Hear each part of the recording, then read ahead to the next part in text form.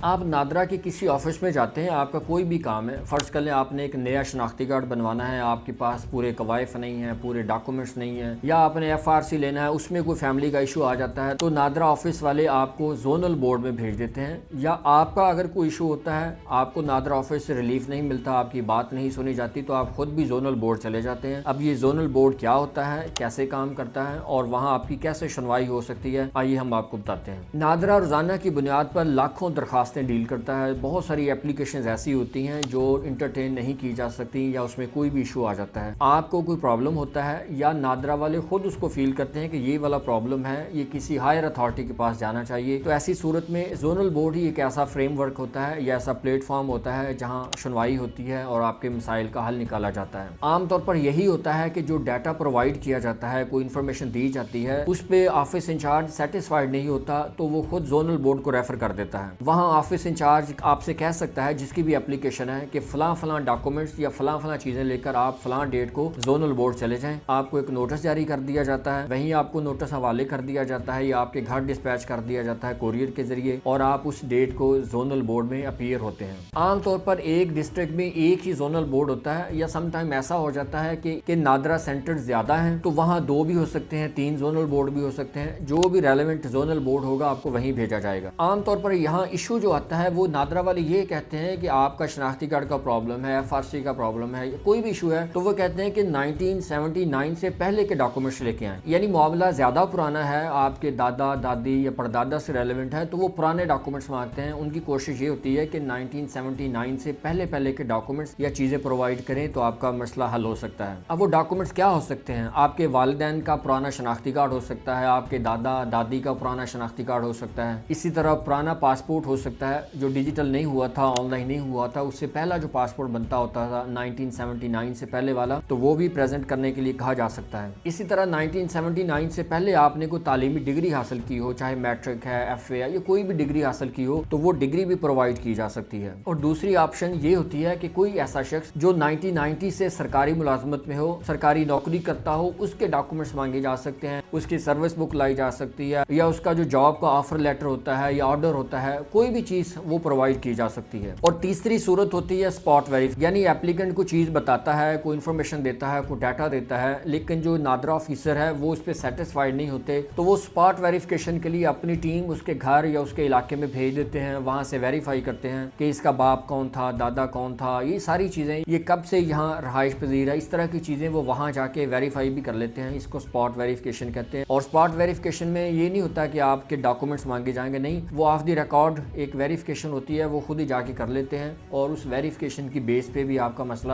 حل ہو سکتا ہے۔ اور عام طور پر یہ تب ہوتا ہے جب آپ کو اپلیکیشن دیتے ہیں نادرا آفس میں اور وہاں سے آپ کو اپروول کا یا ڈس اپروول کا میسج آ جاتا ہے، آپ کو ہو سکتا ہے اپروول پہ کوئی اعتراض ہو، وہاں کوئی کمی بیشی رہ گئی ہو، یا ڈس اپروول کا میسج آ جاتا ہے کہ جو اپلیکیشن آپ نے دی تھی وہ اپروو نہیں ہوئی، تو دونوں صورتوں میں آپ زونل بورڈ چلے جاتے ہیں۔ اور اگر زونل بورڈ کے فیصلے پر بھی آپ کو کوئی اعتراض ہوتا ہے تو آپ ریجنل بورڈ جا سکتے ہیں، اور زونل بورڈ والے خود بھی آپ کو ریفر کر سکتے ہیں کہ آپ ریجنل بورڈ چلے جائیں، فلاں ڈیٹ کو وہاں جا کے اپیئر ہو جائیں۔ یہاں بھی آپ کو نوٹس جاری کر دیا جاتا ہے کہ ریجنل بورڈ میں آپ نے فلاں ڈیٹ کو اپیئر ہونا ہے اور فلاں فلاں چیزیں یا فلاں فلاں ڈاکومنٹس آپ لے کر وہاں چلے جائیں۔ وہاں جو ریجنل رجسٹرار ہوتے ہیں، یعنی اس جو ریجنل آفس کو ہیڈ کرتے ہیں، وہ آپ کی سنوائی کرتے ہیں، وہ اس پر کوئی آرڈر جاری کرتے ہیں۔ ریجنل رجسٹرار کے سائن کے بغیر آپ کا کوئی فیصلہ قابل قبول نہیں ہوتا۔ اور جو یہ ریجنل ویریفیکیشن بورڈ ہے، جس طرح آپ زونل بورڈ میں جاتے ہیں، زونل بورڈ کے فیصلے کے خلاف آپ ریجنل بورڈ جاتے ہیں، تو ریجنل بورڈ کا جو اجلاس ہے وہ ایک سے زیادہ دفعہ بھی ہو سکتا ہے، 2 دفعہ بھی آپ کی سنوائی ہو سکتی ہے، 3 دفعہ بھی ہو سکتی ہے، اس میں کوئی ایسی قدغن نہیں ہوتی۔ اور اگر آپ اس طرح کے ویریفیکیشن بورڈ میں پیش نہیں ہو سکتے، فرض کریں زونل بورڈ ہے یا ریجنل بورڈ ہے، تو اس میں بھی کوئی ایشو نہیں ہے، وہ آپ کو آن لائن بھی چانس دے دیتے ہیں، آپ کو ویڈیو کال پہ بھی لے لیتے ہیں۔ آپ ملک سے باہر ہیں، آپ کی کوئی ایسی مجبوری ہے کہ آپ ذاتی طور پر وہاں اپیئر نہیں ہو سکتے، تو ویڈیو کال ہے، زوم پہ لے لیا جاتا ہے، واٹس ایپ کال پہ بھی لے لیا جاتا ہے، کیونکہ آپ کا نمبر بھی ان کے پاس ہوتا ہے، آپ کا ای میل ایڈریس بھی آپ کے پاس ہوتا ہے۔ ہو سکتا ہے آپ پاکستان سے باہر ہوں، آپ نے پاک ID ایپ کے تھرو اپلائی کیا ہو، تو آپ کو وہ زوم کال پہ یا واٹس ایپ کال پہ بھی لے سکتے ہیں۔ اور دوسری صورت یہ بھی ہو سکتی ہے کہ اگر آپ خود اپیئر نہیں ہو سکتے تو آپ کا کوئی بلڈ ریلیٹو وہاں آ سکتا ہے، آپ کے والد آ سکتے ہیں،